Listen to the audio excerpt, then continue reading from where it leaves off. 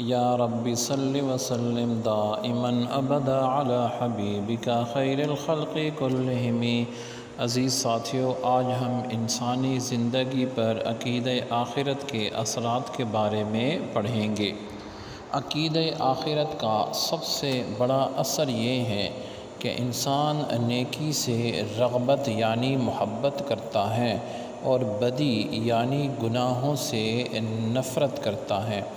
اور اس کی وجہ یہ ہے کہ انسان یہ حقیقت جان لیتا ہے کہ اس کے سارے اعمال، خواہ وہ ظاہر ہوں یا چھپے ہوئے، اس کے نامہ اعمال میں محفوظ بھی ہوتے ہیں، فرشتے اس کی گواہی بھی دیتے ہیں، انسان کے سارے اعضاء اس پر گواہ ہو جاتے ہیں۔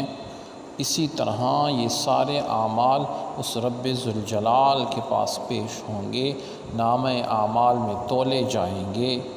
جب یہ خیال اس کو آتا ہے، وہ برائیوں سے نفرت کرتا ہے، کیونکہ اسے علم ہوتا ہے کہ اگر وہ ایسا نہیں کرے گا تو آخرت میں عذاب میں مبتلا ہو سکتا ہے۔ اسے نیکیوں سے محبت ہوتی ہے کیونکہ نیکی کا اجر اسے ضرور ملتا ہے۔ دوسرا اثر بہادری ہے، سرفروشی ہے کہ مٹ جانے کا ڈر انسان کو بزدل بنا دیتا ہے۔ جب انسان کو یقین ہو کہ دنیا کی زندگی چند روزہ ہے، پائیدار اور دائمی زندگی آخرت کی ہے، انسان نڈر ہو جاتا ہے، صرف اللہ رب العزت کا خوف کرتا ہے، نہ کسی کے سامنے جھکتا ہے، نہ ڈرتا ہے۔ وہ جان لیتا ہے کہ اگر اللہ رب العزت کی راہ میں جان پیش کر دی تو فنا نہیں ہوگا بلکہ کامیاب ہوگا، ہمیشہ کی زندگی حاصل کرے گا، کامیابی حاصل کرے گا، خوشی پر مسرت زندگی حاصل کرے گا۔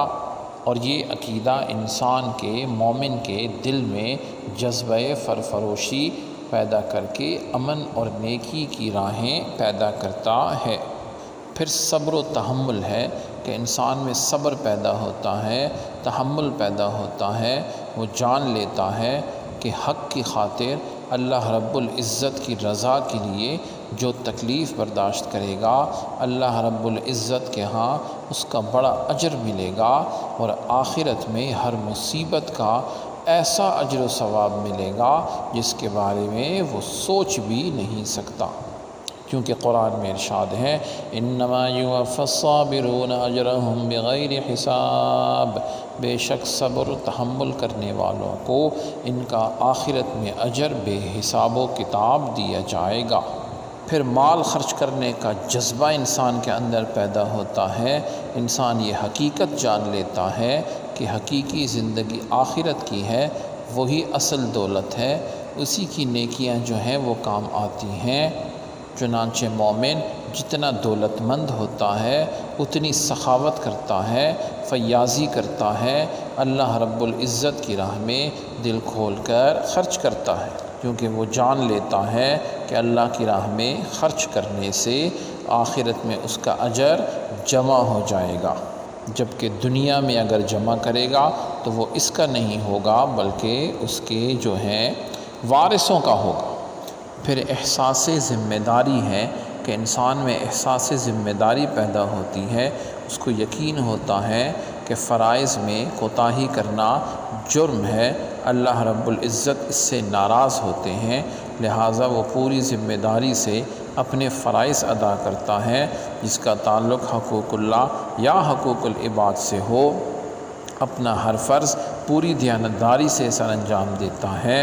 جس کا سب سے بڑا فائدہ یہ ہوتا ہے کہ فرض ادا کرنے سے دوسروں کو حقوق ملتے ہیں اور اسلامی معاشرہ خوشحال ہوتا ہے۔ سبحانک اللہم و بحمدک، اشہد ان لا الہ الا انت، استغفرک و اتوب الیک، وصلی اللہ تعالی علی خیر خلقہ محمد وعلی آلہ واصحابہ اجمعین برحمتک یا ارحم الراحمین۔